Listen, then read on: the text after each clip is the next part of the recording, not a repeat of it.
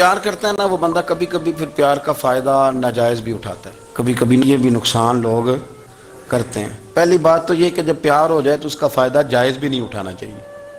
جس نے فائدہ اٹھا لیا تو اس نے تو استعمال کیا نا۔ تو ہوتا ہے ہمارے گھروں میں کہ اگر بچہ اماں کے قابو میں تو پھر اماں جو دل کرتا ہے کراتی ہے، اور جو اس کو کہہ دیتی ہے پھر وہ کہتا ہے اوہو میری اماں نے آکھیا ہے، اور وہ ڈنڈا اٹھا لیتا ہے، آؤ دیکھتا ہے نہ تاؤ دیکھتا ہے۔ یہ بھی ایموشنل کرنا ہے، کر لیتے ہیں لوگ۔ بیٹی کو بھی پتہ چل جائے نا ابا میری بات مانتا ہے تو وہ سارے بچے کہنا سیر کرنے جانا ہے تو ابا جی کو کون منائے گا، تو کہتی ہے تسی چپ کر جاؤ، ابا جی کو میں بات کروں، اسے پتہ ہے میرے سے پیار کرتا ہے۔ اب بات کو سمجھ لیں، یہ ایک ایموشنل کرنے کا طریقہ ہوتا ہے، لوگ کر لیتے ہیں، اور وہ بندہ چونکہ پیار کر رہا ہوتا ہے تو پیار کرنے والا بہرحال کہیں نہ کہیں پھر قابو آ جاتا ہے۔ وہ استعمال بھی ہو تو ہو جاتا ہے، لیکن وہ بندہ ٹھیک ہوتا ہے کیونکہ وہ استعمال ہو بھی رہا ہے تو ہو تو پیار میں ہی رہا ہے نا، پیار میں ہو رہا ہے نا۔ سمجھ لیں میری بات کو۔ حضرت سعد بن نبی وقاص رضی اللہ تعالیٰ عنہ کا نا اپنی ماں سے بڑا پیار تھا، بڑا پیار تھا اپنی والدہ سے۔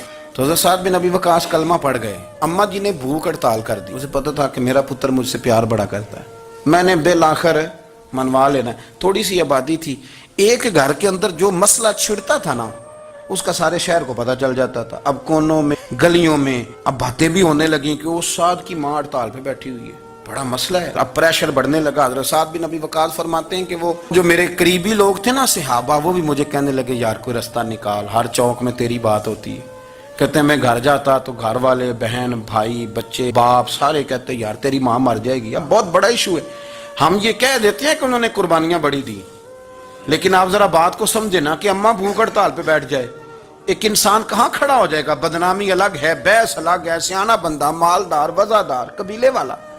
حضرت سعد بن نبی وقاص کی ماں نے 3 دن تک روٹی نہیں کھائی، پانی نہیں پیا، بے ہوش ہو گئی۔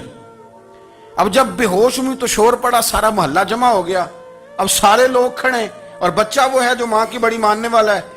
اماں کے اوپر لوگوں نے پانی شانی ڈالا، ہوش آئی تو حضرت سعد بن نبی وقاص قریب آئے، کہنے لگے اماں ایک بات کرنی ہے۔ اماں بھی بڑی مشکل سے اٹھ کے بیٹھ گئی کہ پتر ماننے لگا میرا۔ لوگ بھی کھڑے ہو گئے، مسکراہٹ بھی ہونے لگی کہ لو نہ کوئی بات ہونے لگی، یا ماں کہتی ہے کلمہ چھوڑ دے پھر مانوں گی۔ حضرت سعد بن نبی وقاص کہنے لگے اماں سن میری بات، 3 دن ہو گئے، مکے کا کوئی کونا کھدرا ایسا نہیں جس میں میری تیری باتیں نہ ہوئی ہیں، اور قبیلے کا، علاقے کا کوئی شخص نہیں، لوگوں نے بڑی باتیں کی، اور لوگ جب باتیں کرنے پہ آتے ہیں پھر اوپر تک جاتے ہیں۔ یہ بھی کہا کہ کیا دین یہ سکھاتا ہے کہ ماں بھوکی مر جائے؟ یہ بھی لوگوں نے کہا میں نے ہر شے سنی، برداشت کی، اماں اب تو میری بات کان کھول کے سن لے۔ ماں کہنے لگی وہ کیا؟ تو حضرت سعد کہنے لگے پیدا مجھے تو نے کیا ہے، 9 ماہ تیرے پیٹ میں رہا ہوں، روٹی تیرے ہاتھ سے کھائی ہے، تجھ سے زیادہ بہتر مجھے کوئی نہیں جانتا۔ ماں سن تیری کتنی جانیں؟ اماں کہنے لگی 1۔ تو حضرت سعد فرمانے لگے تیری 1000 جان بھی ہو نا تو ایک ایک کر کے ساری نکل جائے تو میں محمد عربی کا کلمہ پھر بھی نہیں چھوڑوں گا۔ ختم ہو گئی بات۔ یہ کیا بات ہوئی؟ وہ کچا رنگ للاری والا جڑا چڑھ دا تے لیندا رہندا، یہ عشق تیرے دا رنگ محمد جدوں چڑھ جائے پھر نہیں لیندا۔ یہ کیا بات ہوئی؟ اماں تیری 1000 جان بھی ہو، روٹی کھانی ہے تو کھا، نہیں کھانی تو نہ کھا۔ یہ لفظ کہتے حضرت سعد بن نبی وقاص رو پڑے، آنسو آ گئے، لفظ کہہ کے باہر نکلے، مجمع چھٹ گیا، جس نے جو مطلب لینا تھا لیا، جس نے جو کہنا تھا اس نے کہا۔ حضرت سعد چلے گئے، شام کو گھر آئے تو اماں روٹی کھا رہی تھی، تو حضرت سعد فرماتے ہیں کہ محلے کی بیویاں کہنے لگی روٹی کیوں کھا رہی ہو؟ تو ماں رو پڑی، کہنے لگی پتر میرا ہے، میں نے پیدا کیا ہے، میرے پتر نے کبھی ضد نہیں کی، اس کے دل میں کچھ ہے اتر گئی ہے، کوئی ہے، کوئی کچا پکا جذبہ ہوتا تو میں تو 2 آنسو بہاتی تھی تو میرا پتر لوٹ آتا تھا، پر کسی رستے کا مسافر بن گیا ہے، اب کہیں پہنچ گیا ہے، اور میں اس کا درد سمجھ گئی ہوں، جہاں گیا ہے اب وہاں سے یہ لوٹ سکتا۔ آپ سمجھیں اتنا تگڑا ایمان جن لوگوں کا، ان کے بارے میں لوگ ڈسکس کریں گے۔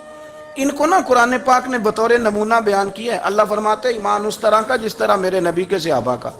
یہ منافقوں کی بات ہو رہی ہے پہلے سے بارے میں، وَإِذَا قِيلَ لَهُمْ آمِنُوا كَمَا آمَنَ النَّاسُ، جب ان سے کہا جائے کہ ایمان اس طرح لاؤ جس طرح میرے نبی کے صحابہ لائے، قَالُوا أَنُؤْمِنُ كَمَا آمَنَ السُّفَهَاءُ، تو وہ کہتے ہیں اس طرح ایمان لائیں جیسے بیوقوف لائیں، یہ تو بیوقوف ہے، ہر شے نبی پاک پہ قربان کر رہے ہیں۔ تو اللہ فرماتے ہیں الا انہم هم السفہاء، خبردار ہو جاؤ میرے نبی پاک کے غلاموں کو بیوقوف کہنے والو، تم بیوقوف ہو۔